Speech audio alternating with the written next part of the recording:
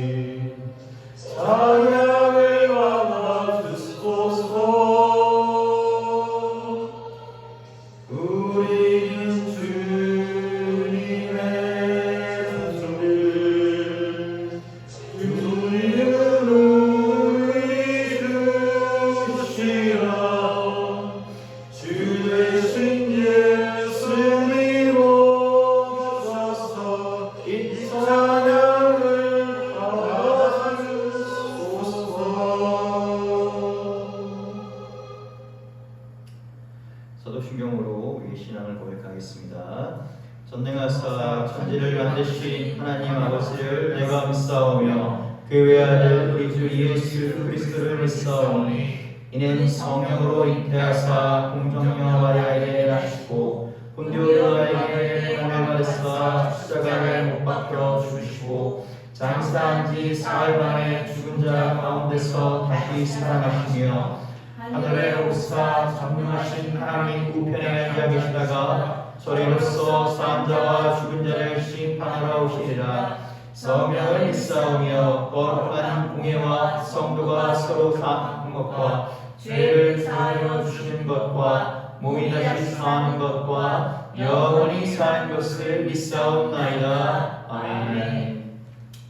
교동문 126번 사순절 제3주를 위한 교동문을 읽겠습니다. 한 절씩 교독하도록 하는데요. 인도자가 먼저 얇은 글씨를 읽으시면 후에 회중께서 굵은 글씨를 읽어주시기 바랍니다. 한 절씩 돌아가면서 교독하고 마지막 절을 합독하겠습니다. 여호와여 나의 영혼이 주를 우러러보나이다. 나의 하나님이여 내가 주를 의지하였사오니 나를 부끄럽지 않게 하시고 나의 원수들이 나를 이겨 개가를 부리지 못하게 하소서. 주를 바라는 자들은 수치를 당하지 아니하려니와 까닭없이 속이는 자들은 수치를 당하리라. 여호와의 주의 도를 내게 보이시고 주의 길을 내게 가르치소서. 주의 진리로 나를 지도하시고 교훈하소서. 주는 내 구원의 하나님이시니 내가 주를 기다리리라.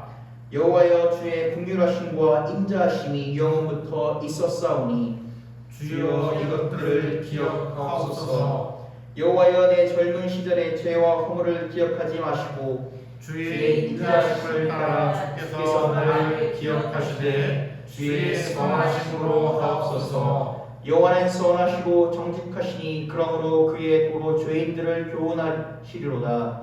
온유한 자를 정의로 지도하시며 온유한 자에게 그의 도를 가르치시리로다. 여호와의 모든 길은 그의 언약과 증거를 지키는 자에게 인자와 진리로다. 아멘. 오늘 하나님께서 주신 말씀인 마가복음 14장 66절부터 72절입니다. 마가복음 14장 66절부터 72절입니다. 다 찾으셨으면 한 절씩 교독하시고 마지막 절은 하도록 하겠습니다. 제가 먼저 읽겠습니다. 베드로는 아랫뜰에 있더니 대제사장의 여종 하나가 와서 베드로가 불죄로 있는 것을 보고 주목하여 이르되 너도 나사렛 예수와 함께 있었도다 하거늘 베드로가 부인하여 이르되 나는 내가 말하는 것이 무엇인지 알지도 못하고 깨닫지도 못하겠노라 하며 앞뜰로 나갈새 여종이 그를 보고 곁에 서 있는 사람에게 다시 이르되 이 사람은 그가 아니라 하되 또 부인하더라. 조금 후에 곁에 서 있는 사람들이 다시 베드로에게 말하되 너도 갈릴리 사람이니 참으로 그 도당이니라. 그러나 베드로가 저주하여 맹세하되 나는 너희가 말하는 이 사람을 알지 못하노라 하니 닭이 곧 두 번째 울더라. 이에 베드로가 예수께서 자신에게 하신 말씀 곧 닭들이 두 번 울기 전에 내가 세 번 나를 부인하리라 하심이 기억되어 그 일을 생각하고 울었더라. 아멘. 오늘 신약 성서에서 예수님 다음으로 하나님 나라를 위해서 예수님 나라의 사역을 많이 한 사람들이 누구냐라고 한다면 단연컨대 12제자들을 빼놓을 수 없을 것입니다. 우리가 흔히 알고 있는 이 사도라는 명칭은 이 좁게 얘기하면 그리고 원래 뜻대로 얘기하면 예수님 모았던 제자, 예수님을 직접 보고 예수님을 따랐으며 예수님 같이 먹고 마시고 예수님과 같이 그때 예수님의 제자들은 특히 머무를 거처가 없었기 노숙도였습니다. 이렇게 같이 동고동락한 이들을 이르러서 12제자, 사도라고 합니다. 물론 우리가 흔히 사도하면 떠오르는 인물인 사도 바울도 사도는 맞습니다. 그러나 우리가 원래 좁은 의미를 하면 그 12제자를 지칭한다라고 이렇게 얘기를 합니다.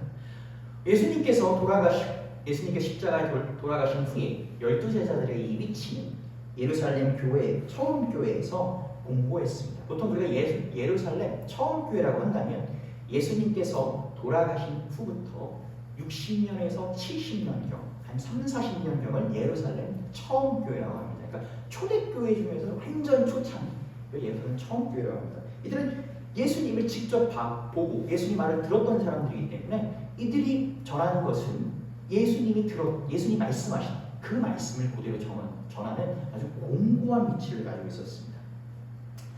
이들에 대해서 좀 더 살펴보자면 이들은 어떻습니까? 예수님께서 초기 사역부터 동역하고 동고동락하였고 잡히시던 그 마지막 날 밤 빵과 포도주를 나누던 사람들이었습니다. 비록 이들은 예수님께서 붙잡혀 이제 돌아가시던 그날 밤에 뿔뿔이 흩어지긴 했지만 예수님께서 부활하시어 가장 먼저 찾은 사람들 중에 하나이며 그들을 만나 이들에게 사명을 주십니다. 오늘 본문에서 나올 텐데요. 나의 양을 먹이라라고 말씀하십니다. 그리고 마지막 그날까지 세상 끝까지 복음을 전하는 이들에게 사명을 주십니다. 그래서 이들이 사도입니다. 이렇게 명을 받은 사람들. 그렇기에 예루살렘 처음 교회에서 아까 말씀드린 것처럼 이들의 입지는 절대적이었으며 요즘으로 얘기하면 개국 공신, 원년 멤버입니다. 이들과 비교할 수 있는 이들은 우리가 알고 있는 사도 바울, 그 다음에 주의 형제 야고보입니다. 그래서 예수님의 형제라고 하는 야고보입니다. 물론 교파마다 얼만큼 형제인가?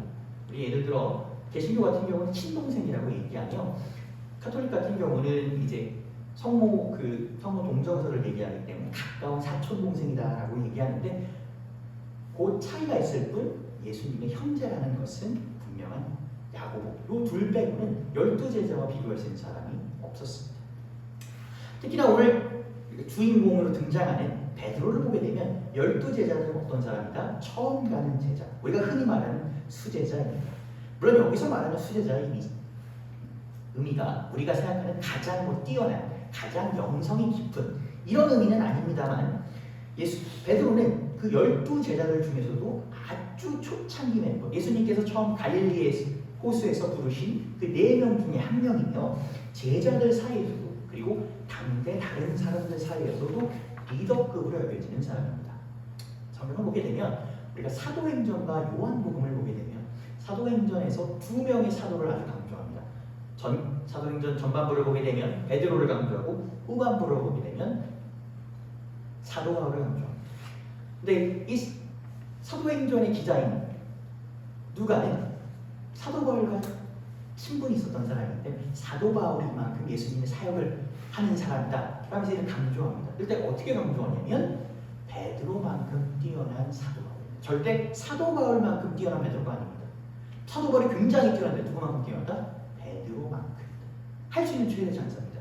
요한복음에 보게 되면 요한복음 기자는 요한을 이렇게 표현합니다. 예수님께서 가장 사랑하시는 제자다. 근데 이 가장 사랑하시는 제자가 누구만큼 사랑받는다? 베드로만큼 사랑받는다. 그래서 이 기준이 뭡니까? 베드로입니다. 그래서 또한 성경을 보게 되면 12제자 전원의 행적이 성경에 사실 자세히 서술되지는 않습니다. 그 12제자가 제자가 되었다라는 걸 아는데 그 후에 어땠는지 그런 내용은 사실 자세히 나오지는 않습니다. 그래서 우리가 주로 서술된 베드로나 포함한 그 몇몇 제자들 행적을 통해서 나머지 행적도 유추해보기도 합니다. 예를 들어 마가복음 9장에서 예수님의 죽음과 부활 설명을 듣고 불평하고 예수님과 함께 산에 오르는 제자들 행적에서 직접 거론된 인물은 베드로와 요한과 야고보이지만 다른 제자들도 어땠는지 또한 우리가 추측해 볼 수가 있습니다. 이 마가복음은 일전에도 말씀드린 것처럼 예수님의 십자가 사역 그리고 이와 반대 대비해서 제자들의 무지함, 즉 어린 양의 희생과 부활을 이해하지 못한 이들의 모습을 대비하여 보여줍니다. 그러다 보니 제자들의 다소 약간 아쉬움, 바람직하지 못한 그런 모습들이 강조되어 보입니다. 특히 12제자들의 모습을 대변하거나 성경 속에서 등장 빈도가 많은 베드로의 경우에는 이 점이 두드러지게 보입니다. 그는 예수님으로부터 사탄아 물러가라 라는 말을 듣기도 했고 변형하시어 모세, 엘리야와 함께 계신 모습을 볼 때는 당황을 어떻게 합니까? 헛소리까지 합니다. 근데 이 많은 사건들 중에서도 오늘 그의 약간 과오라고 볼 수 있는 가장 대표적인 사건이 오늘 본문에 예수님을 3번 부인한 사건입니다. 오늘 본문은 지난 시간에 살펴본 대제사장이 예수님을 신성모독으로 고발한 사건, 그 사건과 쭉 이어집니다. 예수님께서 겟세마네 동산에서 잡히셨을 때 제자들 중 일부는 예수님을 멀찍이 따라갑니다. 붙잡히신 상황이니 그들이 옆에서 동행할 수도 없고 또 그렇게 하기에도 겁이 났을 것입니다. 대표적인 인물이 베드로입니다.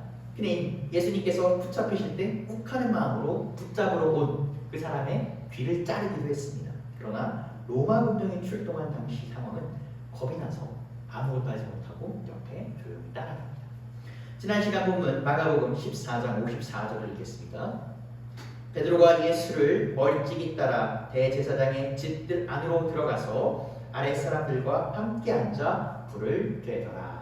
제가 그 본문도 중간중간에 PPT에 띄워놨습니다. 그래서 중간에 보시면 본문이 나옵니다. 보시기 편하게 이렇게 해놨습니다.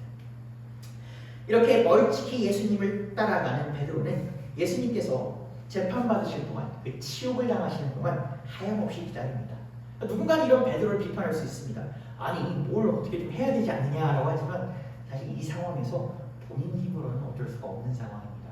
빌라도 앞에까지 갔고 그런 상황에서 어떻게든 스승과 함께 하고 싶은데 현실에 대한 소극적인 반항이다 라는 것이 이 오늘 본문 초에 나온 그 앞에서 불을 쬐고 있었던 사건이다 라고 보시면 됩니다. 그런데 그의 의지를 박살내는 하나의 비극적인 사건이 등장합니다. 본문 66절부터 68절을 읽겠습니다. 베드로는 아랫뜰에 있더니 대제사장이 여종 하나가 와서 베드로가 불 쬐고 있는 것을 보고 주목하여 이르되 너도 나사렛 예수와 함께 있었도다 하거늘 베드로가 부인하여 이르되 나는 내가 말하는 것이 무엇인지 알지도 못하고 깨닫지도 못하겠노라 하며 앞들로 나갈세. 대제사장의 여종이 베드로에게 와서 아니 베드로가 예수님과 함께 있었다. 한 패다, 한 도당이다 라고 이렇게 증언을 합니다.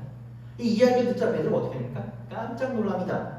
그렇죠. 왜냐하면 이건 자칫 잘못하다가는 예수님과 함께 이 십자가에 못 박히게 꼼짝없이 못 박히게 됩니다.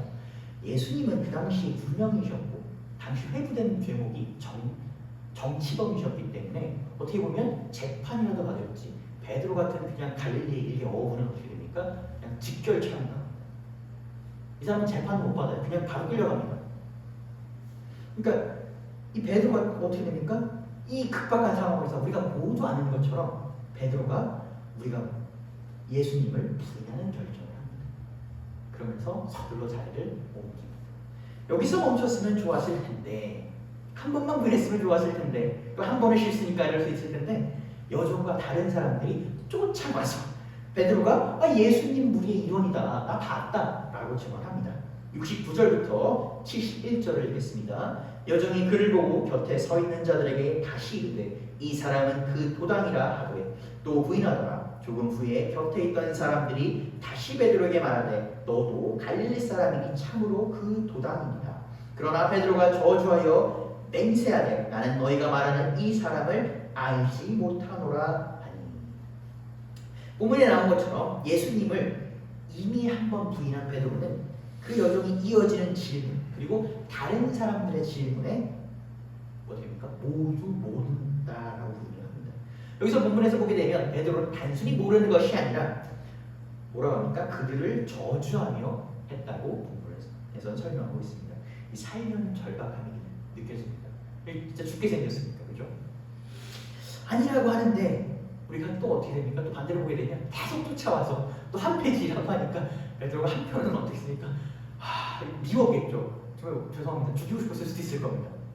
이 분노가 느껴집니다. 그리고 또 보게 되면 이 저주에는 자신을 부인하는 예수님을 부인하는 자신에 대한 실망이 그 뒤섞인 절망감이었을 것입니다. 그렇게 예수님을 부인하자 새벽녘을 알리는 답이 옵니다. 그제야 자신을 3번 부인하리라는 예수님의 말씀이 생각나며 베드로는 참회의 눈물을 흘립니다. 72절 읽겠습니다. 답이 곧 2번째 울더라. 이에 베드로가 예수께서 자기에게 하신 말씀 곧 답이 2번 울기 전에 내가 3번 나를 부인하라 하시니 기억되어 그 일을 생각하고 울었더라. 본문에서 앞서 이제 14장을 보면 예수님께서 베드로가 자신을 3번 부인하실 것을 예언한 사건과 연관이 있습니다. 마가복음 14장 27절부터 31절을 읽도록 하겠습니다. 예수께서 제자들에게 이르시되 너희가 다 나를 버리리라. 이는 기록된 바 내가 목자를 치니 양들이 흩어지리라 하였음이니라. 그러나 내가 살아난 후에 너희보다 먼저 갈릴리로 가리라. 베드로가 여짜오되 다 버릴지라도 나는 그리하지 않겠나이다. 예수께서 이르시되 내가 진실로 내게 이르노니 오늘 이 밤 닭이 2번 울기 전에 내가 나를 3번 부인하리라. 베드로가 힘있게 말하되 내가 주와 함께 죽을지언정 주를 부인하지 않겠나이다 하고 모든 제자와 또 이와 같이 말하니라. 예수님께서 마지막 만찬을 나누실 때 제자들에게 이렇게 말씀하십니다.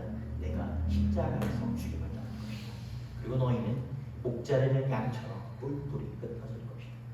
이 말을 듣자 베드로가 어떻게 합니까? 모든 사람들, 여기 있는 사람들뿐만 아니라 이 세상 모든 사람들이 주를 버릴지라도 나는 그렇게 하지 않겠습니다. 나는 당신과 함께 죽겠습니다 라고 선포합니다. 이 말을 듣자마자 예수님께서 뭐라고 하십니까? 닭이 3번 울기 전에 내가 나를 닭이 2번 울기 전에 내가 나를 3번 부인하리라 라고 이렇게 말씀하십니다. 생각해보게 되면 좀 이상한 일일 수도 있습니다.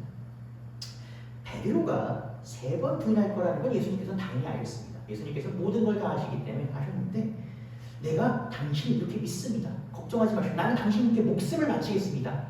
라는 예를 들어 이 말을 듣는데 우리가 위로와 약간 충심을 담고 고백을 듣자마자 예수님께서는 그의 대답을 아주 무창히 박살내십니다. 우리가 누군가를 위로할 때 직접적인 도움이 안 되더라도 내가 힘이 돼줄게 걱정하지 마 라고 하는데 네가 뭔 도움이 되겠어? 넌 나를 제일 먼저 배신할 거야 라고 얘기하는 거예요. 생각해보면 굳이 그렇게 하실 필요는 있었을까? 라는 생각을 할 수도 있습니다. 근데 우리는 그 이유가 무엇인지에 대해서 찾아가야 합니다. 이것이 예수님께서 베드로에게 말씀하신 이유고 오늘 본문의 핵심인 것입니다. 단지 부인할 것이라는 배신감에 그러신 건 아닐 것입니다. 왜 그렇습니까? 유다도 있는데요. 유다도 있는데요. 정말 때려주는 유다도 있는데요. 베드로라는 인물을 우리가 생각을 해보면 그는 거짓말할 성격은 아닙니다. 성경의 기록에 따르면 그는 생각보다는 다소 행동이 앞서는 사람입니다. 그리고 계산적이기보다는 다소 감정적이며 다혈질적이고 욱하는 사람입니다. 어부였기 때문에 아무래도 몸을 쓸 일이 많았기 때문에 아무래도 좀 욱하고 다혈질적인 그런 성격을 갖고 있습니다. 우리가 세상을 살다 보면 이런 타입의 사람들을 만납니다. 근데 이런 타입의 사람들은 겉으로는 화도 내고 좀 세련되지 못하고 불평을 하긴 해도 그렇게 성격이 나쁘지는 않습니다. 뒤가 사람을 모함한다든가 이 사람은 정말 악행을 행한다든가 그렇지는 않습니다. 그 순간 화를 내지는 또 쉽게 풀어지며 또 금방 또 잘 지내는 그런 타입의 사람입니다. 한마디로 나쁜 사람은 아닌 것이죠. 그래서 그 당시에 정말 예수님이 붙잡히셔 돌아가신다고 했을 때 베드로는 이렇게 생각했습니다. 내가 예수님과 함께 죽으리라. 예수님은 누구보다 이것을 잘 아셨을 것입니다. 그는 자신이 얼마나 예수님을 사랑하는지 이에 대해 알고 있었고 또 이에 대해 믿고 있었고 자신의 신념을 가지고 있었습니다. 나는 예수님과 함께 목숨을 걸을 것이다. 우리 성경을 보게 되면 예수님의 제자들은 가족과 생업을 벌이고 그 3년의 사역에 동참한 사람들입니다. 이게 말이 사역이니까 되게 거창해 보이지 돌아다니시면서 예수님 설교하시고 또 그러면 밥을 먹어야 되는데 밥 못 먹으면 길거리에서 잡아오고 누가 대접을 해주면 밥을 먹고 누가 대접을 해서 잘 곳을 해주면 거기서 자고 못 구하면 그냥 땅바닥에서 자고 이런 생활을 3년을 합니다. 베드로 같은 경우는 어떻습니까? 결혼하여서 가정도 있던 사람입니다. 이 사람은 예수님께서 부르실 때 생업과 아버지와 그리고보다 가족도 벌었습니다. 성경에 보게 되면 베드로의 장모가 열병이 걸렸는데 예수님께서 치료하셨다는 부분입니다. 예수님의 다른 제자들이 결혼했을지 안 했을지는 우리가 구체적으로 모릅니다. 나이대를 봤을 때 했을 확률이 높다. 요한 정도를 제외하고는 라고는 하지만 베드로는 분명히 나옵니다. 결혼했다. 이런 상황을 고려할 때 모두가 도망가고 자기만은 남겠다. 나만은 당신과 함께 죽으리라 라고 하는 베드로의 확신이 그의 입장에서는 어떤 의미로 있는지 또 그의 입장에서는 다소 이해가 됩니다. 그러나 결과는 어떻습니까? 우리가 아는 것처럼 베드로는 철저히 먹었습니다. 확신의 결과는 베드로에게 너무나 가혹했습니다. 성경에 예수님을 3번 부인한 적이 있습니다. 왜 이런 결과가 나왔는지 우리가 다른 순교자 정말 예수님을 위해 목숨을 버린 사람들과 비교해 볼 필요가 있습니다. 우리 후대인 기독교가 이렇게 전 세계적인 종교가 되기 전에 마이너한 종교였을 때는 이름을 남기지 못한 수많은 순교자들이 있었습니다. 이들은 예수님을 목숨을 걸었습니다. 심지어 우리 그 바다 건너 일본에서도 무려 20만 명의 순교자가 나왔다고 합니다. 천하시를 포함해서 모든 것을 버리고 예수님을 따른 베드로의 믿음이 과연 이들보다 못하기에 그가 예수님을 부인한 것일까요? 저는 그것은 아니라고 생각합니다. 베드로는 그 당시 자기 할 수 있는 최선을 다해서 예수님을 따랐습니다. 그럼 차이가 무엇일까? 바로 믿음의 주체 베드로가 무엇을 믿는가? 베드로를 보게 되면 그는 자신이 예수님을 너무나도 사랑함을 알고 있었습니다. 그는 예수님을 위해 가족을 버릴 수도 있었고 고난이 오게 되면 자신의 목숨도 버릴 수 있다는 자신의 그 예수님을 대한 사랑과 믿음을 알고 있었습니다. 그는 그의 사랑과 신념을 매우 믿었습니다. 왜? 진실했으니까요. 그런데 그것을 넘어서는 고통이 오자 넘어지고 의지할 것이 없었습니다. 반면 이름 모를 순교자들은 어떻습니까? 그들은 예수님께서 그들을 구원해 주실 것을, 그들을 이끌어 주실 것을 믿었습니다. 정리하자면 둘이 믿었던 그 믿음의 주체가 되는 것입니다. 베드로는 믿는 믿음의 주체는 본인이었습니다. 내가 예수 그리스도를 믿는 것이었습니다. 오늘 제가 설교 제목을 준비할 때 또한 주님을 사랑하는 아이다. 제가 일부 주어를 뺐습니다. 왜 뺐을까요? 우리가 라틴어계 언어인 영어를 보게 되면 주어보다 목적어가 더 중요할 때 우리가 수동태를 만들죠. 그때 주어를 생략합니다. 우리가 믿는 믿음에서 중요한 것은 목적어, 주님을 사랑하는 것입니다. 베드로는 믿음의 주체는 우리가 본인이었습니다. 제가 신학교 다닐 때 한 교수님이 배운 것이 있습니다. 독일에서 공부하시고 아주 학생들에게 인기가 많으시고 아주 평판이 좋으신 그 교수님이 계셨는데 그 교수님이 수업 중에 저희에게 이렇게 말씀하셨습니다. 믿음은 우리의 실력이 아닙니다. 믿음이 우리의 실력이라면 우리의 믿음은 어떠한 상황에도 평균은 나와야 해요. 예를 들어 제가 어떤 재주가 있다고 칩시다. 제가 예를 들어 어떤 언어 하나를 잘합니다. 그러면 A라는 상황에 있던 B라는 상황에 있던 C라는 상황에 있던 A라는 나라에 있던 B라는 나라에 있던 C라는 나라에 있던 평균값을 합니다. 그런데 우리의 믿음은 어떻습니까? 어떨 때는 너무 굳세 보입니다. 그러나 어떨 때는 매우 작은 일에 무너집니다. 때로는 매우 작은 일에 하나님은 원망합니다.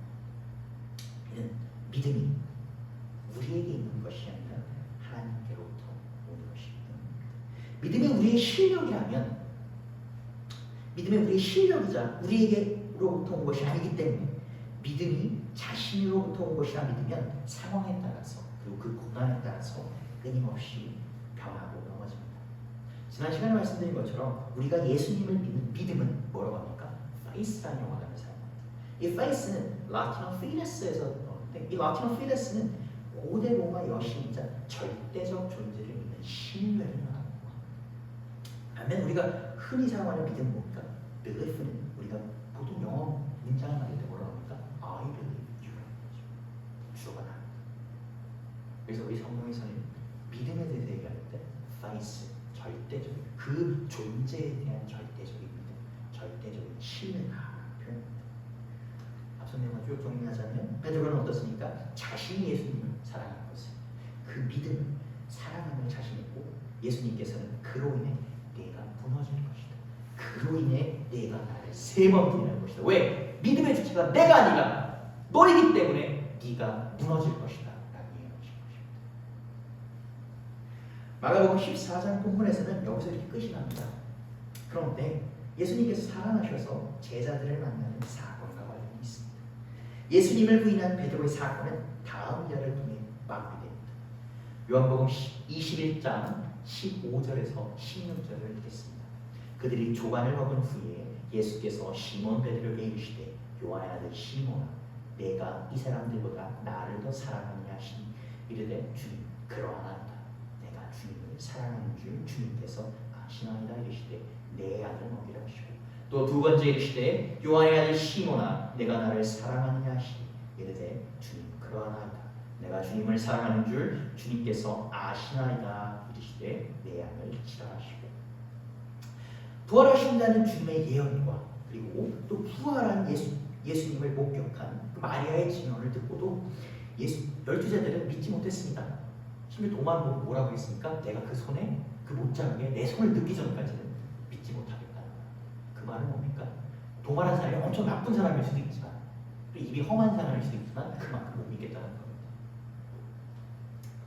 그 앞에 우리 예수님께서는 말씀하신 것처럼 부활하셔서 못을 보십니다. 가장 먼저 하신 일이 그들 앞에 모습을 보실 때 먼저 하신 게 뭐냐면 잡히시기 전 어느 날처럼 그들과 함께 물고기를 잡으시고 아침밥 조반을 드십니다. 사흘 만에 부활하신 이의 행적치고는 좀 평범할 수 있습니다. 부활하셔서 제자들과 함께 물고기 잡으시고 조반 드시다니. 조반을 잡수시고는 베드로에게 이렇게 물으십니다.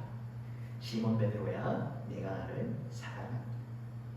누군가에게 사랑한다냐고 묻는 그 질문은 때에 따라서 그리 대답하기에 어려운 질문이 아닐 수 있습니다. 누가 나를 정말 안 좋아한다. 이 사람은 나를 더 안 좋아한다. 라고 한다면 물어보지도 않습니다. 물어보지도 않아요. 왜? 어제 놀 거 뻔하니까.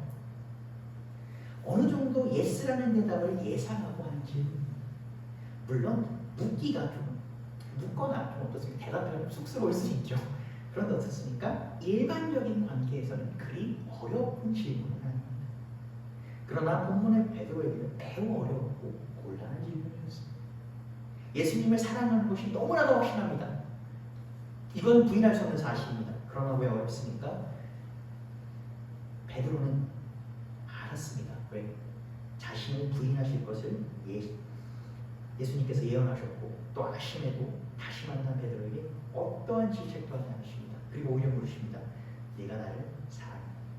자식이 잘못을 합니다. 근데 헛날게 당연한데 어떻습니까? 아웃냅니다.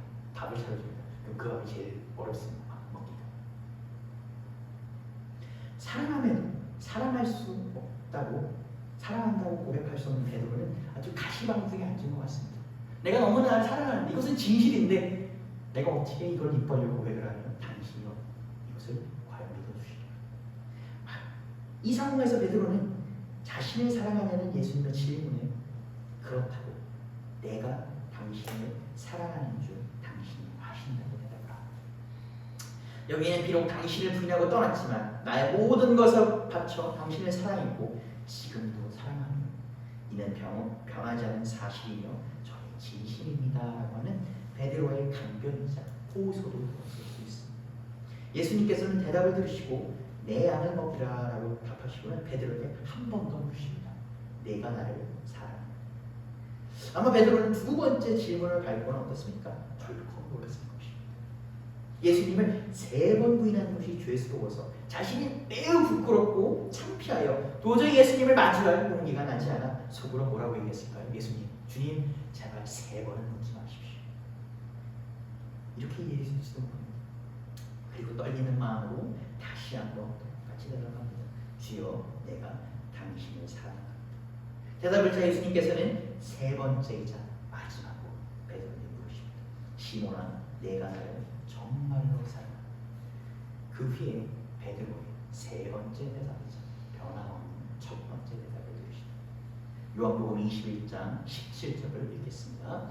세 번째 이르시되 요한의 아들 시몬아 내가 나를 사랑하느냐 하시니 주께서 세 번째 날 하심으로 베드로가 근심하여 이르되 주님 모든 것을 아시오매 내가 주님을 사랑하시는 줄을 주님께서 아시나이다. 예수께서 이르시되 내 양을 먹이라.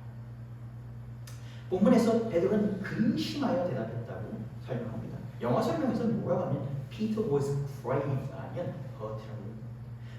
우리 영어 성경에서 grave라는 단어는 사실 일상생활에 잘 쓰지 않습니다. 이거 되게 굉장히 격시 있고 강한 표현입니다. 누군가가 죽었을 때, 누군가 돌아가셨을 때 우리가 조의를 표하는 이 상황에서 매우 맞이할 수 있는 굉장히 어떻습니까? 높은 단계의 슬픔이에요. 베드로가 뭐였다? 그만큼 마음이 아팠다는 거죠. 우리가 한국말로 바꾸면 여기서 근심보다 심통하다 라는 표현으로 하면 더 좋을 것 같습니다. 베드로는 이 세 번의 질문이 본인이 예수님을 세 번 부인한 사건으로부터 비롯되는 것을 알았습니다. 그리고 심통한 마음으로 자신의 사랑을 고백합니다. 주님께서 아시는 것처럼 제가 당신을 사랑합니다. 그래서 다시 한번 내 양을 먹이라 라고 대답하십니다. 우리는 왜 예수님께서 베드로를 만나 사랑하는지를 세 번 물으셨는지 그리고 그 의미가 무엇인지에 대해서 알려고 합니다. 예수님께서 부활하셔서 제자들을 만난 곳은 3년 전에 제자들을 만나신 갈릴리 호수입니다. 3년 전에도 지금처럼 예수님은 제자들에게 그렇습니까? 물고기가 잡히지 않자 저쪽에 던지라 라고 합니다.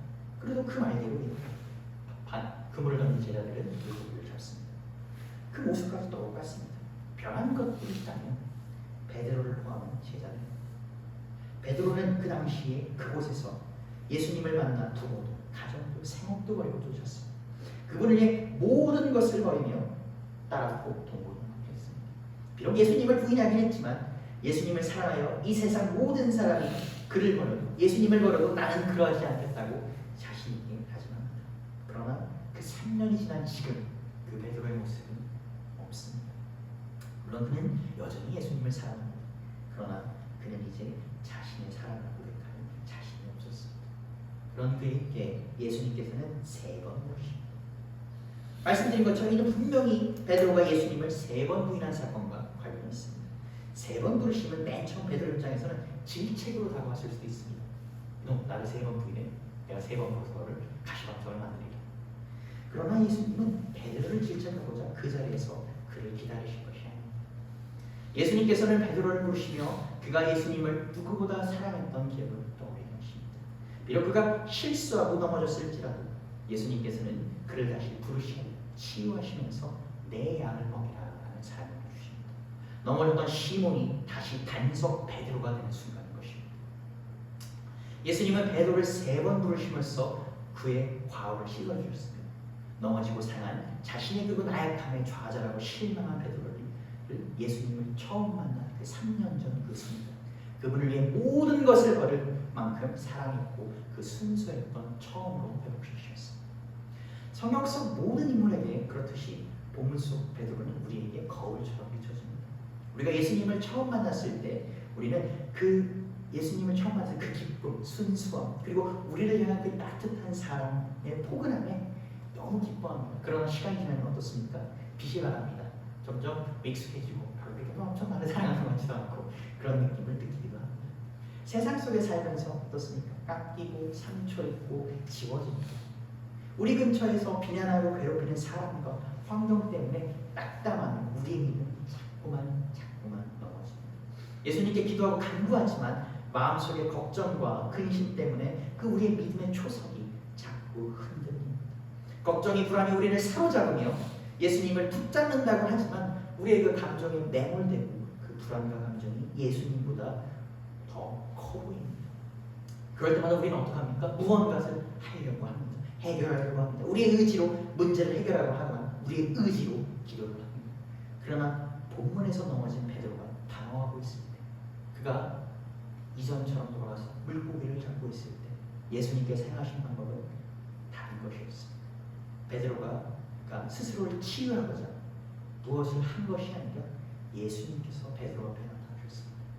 그를 처음 부르신 그곳에 나타나 베드로를 회복시키십니다. 전과 마찬가지로 우리가 회복하는 방법은 그분을 사랑하는 것입니다. 오늘날 예수님은 우리에게도 동일한 것을 바랍니다. 우리가 뭔가 강력한 힘과 능력으로 고난을 극복하는 것이 아니라 약하면 약한 대로, 넘어지면 넘어진 대로 그분 앞에 나오는 것을 말하는 것입니다. 그분 앞에 나와서 마찬가지 처음처럼 간구하고 기도하는 것을 말합니다. 나머지 일은 뭡니까? 예수님께서 하실 일입니다. 우리가 신경 쓸 것도 없고 우리가 할 수 있는 것도 아닙니다. 그분의 능력입니다. 사랑과 능력의 예수님은 사람과 그 상황에 맞게 일하십니다. 3번 부인한 베드로에게는 3번 부르심으로써 그를 사랑하심을 확정하셨습니다. 마찬가지로 여러분 가운데 각자의 상황에 맞게 예수님께서는 또한 일하실 것입니다.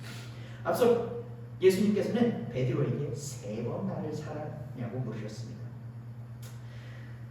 그리고 제가 이것은 누군가가 나를 사랑한다고 하는 것은 어느 정도 예스를 할 때, 예스를 예상할 수 있을 때 하는 질문이다라고 말씀드렸습니다.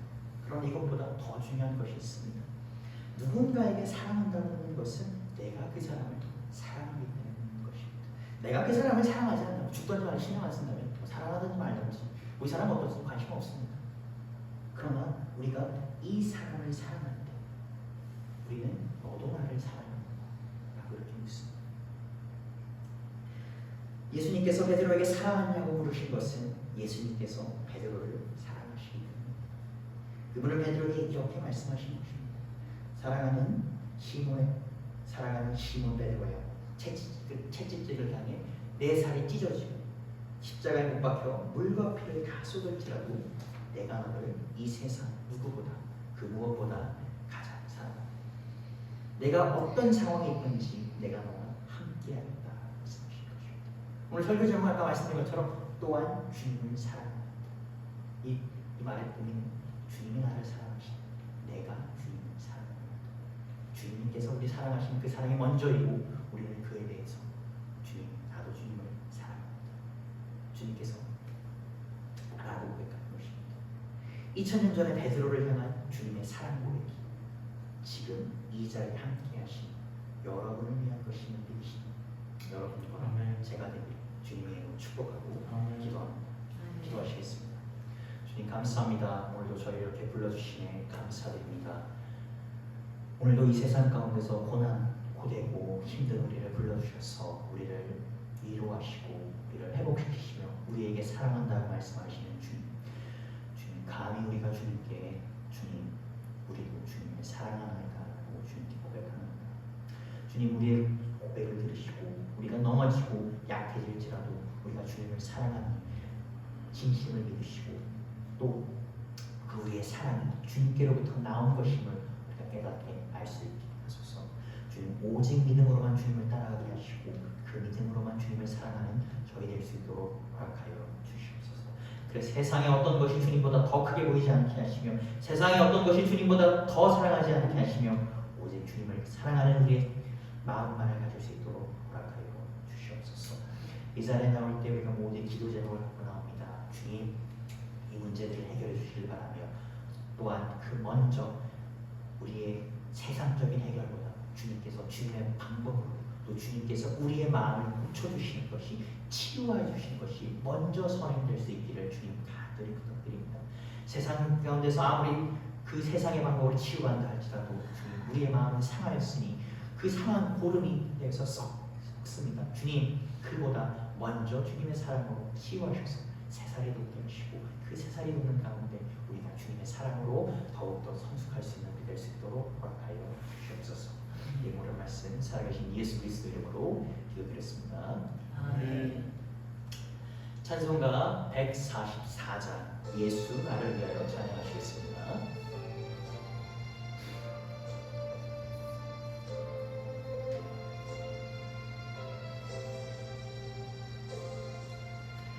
예수 나를 위하여 십자가를 질 때 세상 죄를 지시고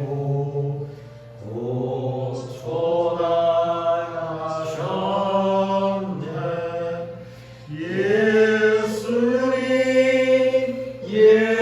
예수님 나의 죄 위하여 오의 피를 흘리니 죄인 받으소서.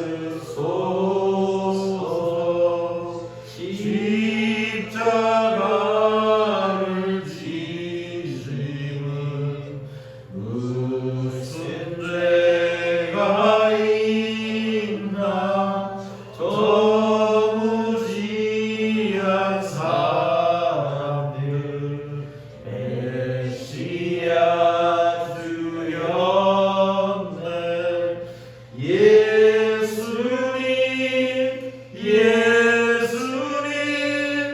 나의 죄 위하여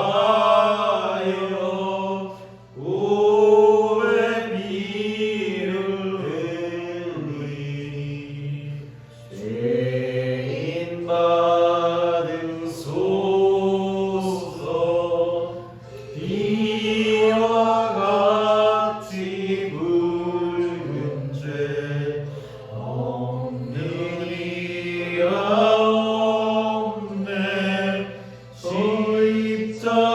십자가의 목로로 눈과 같이 되네. 예수님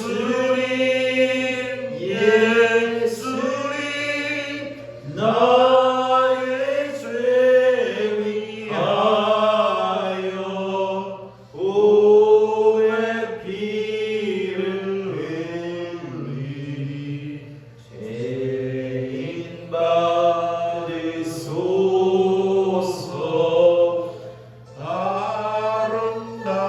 아름답다 예수여.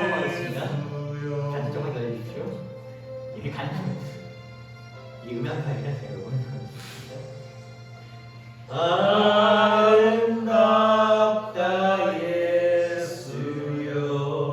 나의 좋은 친구 예수 공로 아니면 영원 영벌 받네. 예수님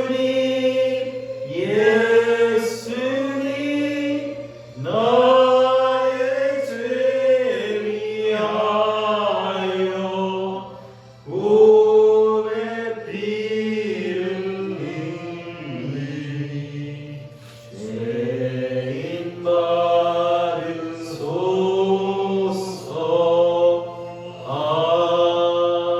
아멘. 하나님께 드린 예물을 위해서도 기도하시겠습니다. 주님 감사합니다. 또 이 자리에 나올 때 주님을 사모하여 주님을 생각하여 이 자리에 주님께서 주신 일부를 가지고 나왔습니다. 주님, 우리가 드리는 이 예물이 주님을 사모하여 드리는 것을 주님 꼭 기억하여 주시옵고 이 예물이 쓰이는 것이 오직 주님 나라와 이 교회를 위해서만 사용될 수 있도록 허락하여 주시옵소서. 이것 사용하는 목회자와 교회가 다른 뜻을 갖지 않고 오직 이것이 주님을 위한 것임을 기억하고 올바르고 바람직하게 사용할 수 있도록 허락해 주셨고 오직 지혜로서 주님께서 이끌어 주실 것을 간절히 기도드립니다. 오늘 이번 한 주도 각자의 자리에 돌아가 주님 삶을 살 때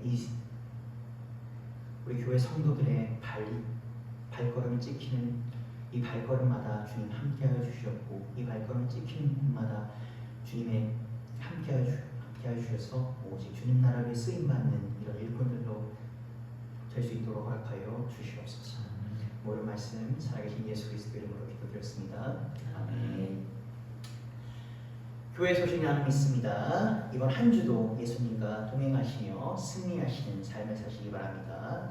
말씀드린 것처럼 2월 18일부터 4월 17일까지는 십자가의 사랑이라는 주제로 설교를 하도록 하겠습니다. 3월 31일은 부활주일 예배로 드리겠습니다. 새로운 광고입니다. 교회 행정 절차 및 시설 보수 작업에 있습니다. 저희가 현재 간판에 밖에 보시는 교회 외벽 간판에 형광등을 추가하려고 합니다. 그래서 대초교회다 보니 여러 이제 도와주시는 선들들이 있어서 그 주변에서 많이 양해를 해주셔서 저희가 진행을 하고자 합니다. 이 진행을 할 때 저희 교회를 위해서도 기도해 주시지만 이렇게 섬겨주시는 보다 보니까 제가 교회가 정말 올바르게 해야겠구나라고 느끼는 것이 물론 교회에 대해서 부정적인 시선도 존재합니다. 그러나 아직까지 교회라고 한다면 올바른 곳이라고 믿고 설사 예수님을 믿지 않는 분이라도 도와주시는 섬겨주시는 손길들이 있습니다. 이분들을 위해 기도해 주셨고 또 이분들도 꼭 우리 교회가 아니어도 교회 나갈 수 있도록 기도해 주시기를 간절히 바랍니다. 오늘 주기도문으로 오늘 주일 예배를 마치겠습니다. 하늘에 계신 우리 아버지여 이름이 거룩히 여김을 받으시오며 나라가 임하시오며 뜻이 하늘에서 이루어진 것 같이 땅에서 이루어지이다. 오늘 우리에게 일용할 양식을 주시고 우리가 우리에게 죄 지은 자를 사하여 준 것 같이 우리 죄를 사하여 주옵시고 우리를 시험에 들게 하지 마옵시고 다만 악에서 구하시옵소서. 나라와 권세와 영광이 아버지께 영원히 있사옵나이다. 아멘. 예배를 마쳤습니다. 이번 한 주도 주님의 일꾼 되시는 여러분 되시기를 바랍니다. 자리에서 일어나 돌아가셔도 좋습니다.